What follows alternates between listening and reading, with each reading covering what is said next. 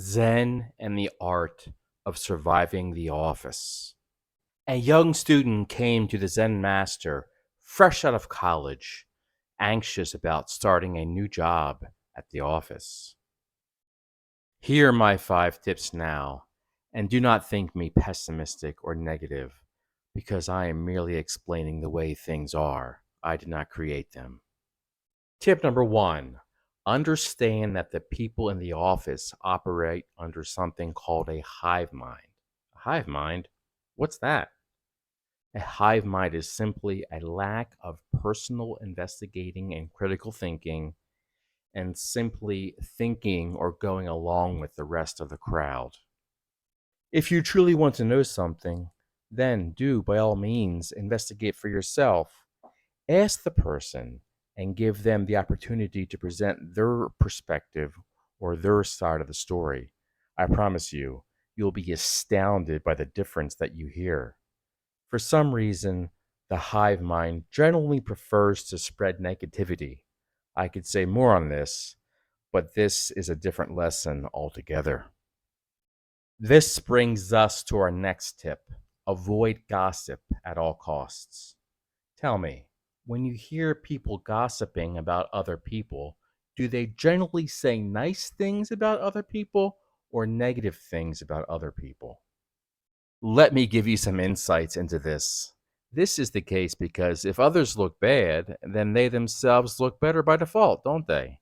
If they can direct the hive mind away from them, then they aren't the target of the hive mind.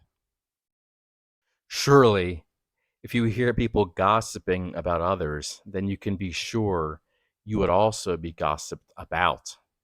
Don't feed into this and don't encourage it. This brings us to our third tip: limit what you share about yourself and your personal life, and avoid mixing your personal life with your work life. Assume that whatever you say can and will be taken in the worst possible way. There's no telling when the hive mind will turn against you.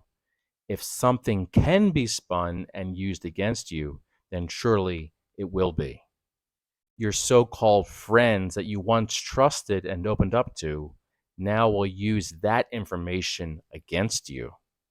You may wonder why people who were once friendly and pleasant towards you all of a sudden treat you differently for no apparent reason. This is the hive mind at work, my friend. Have no expectations that people will have the same integrity as you. If you found me and are hearing me now, then you for sure have a level of empathy, morals, and personal ethics that far exceed the typical person. You may find your higher ups displacing their anger onto you, or your coworkers unfairly judging you based on your race, your religion, or lack thereof, and where you were born. Let me guess. You value the feelings of others and would accept responsibility for doing something wrong. Am I right? In this day and age, this is considered to be weird or crazy. The normal behavior is to lie and deny any wrongdoing. This is the far easier path because most aren't wise enough to see through the lies. And when you admit fault in something, you have now lowered your status in the eyes of the hive mind, when in actuality, you are the superior person for having the integrity to admit when you have done something wrong. This is one of the many ironies that you will find in the world today. Finally, you need to decide if the stress and potentially toxic environment is worth the money for you. I encourage a frugal lifestyle so you aren't enslaved to your work.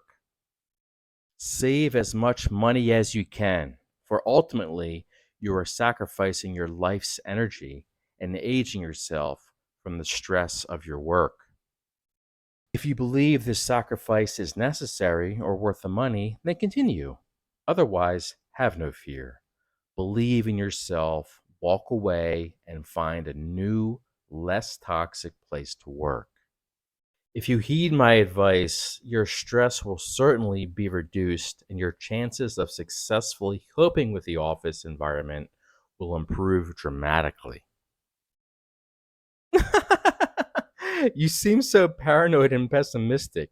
Surely this won't be my experience. The young student laughed, shook his head, and walked away. The Zen master shook his head. Truly, ignorance and naivety can be blissful. A year later, the young student returned with a bewildered and war torn look on his face. My teachings can only do so much, for there are some things that you must experience firsthand in order for you to truly understand them. Indeed, the world does seem backwards. The good suffer while the evil prosper. Truly, there is no justice except that you will find in the movies or cartoons. But as long as there are those who will embrace empathy, compassion, equality, and respect for others, then there may yet be hope for this world. Join me, for if we fail to help evolve the world to embrace these values, then all of our technological and scientific developments will be used against us, not for us.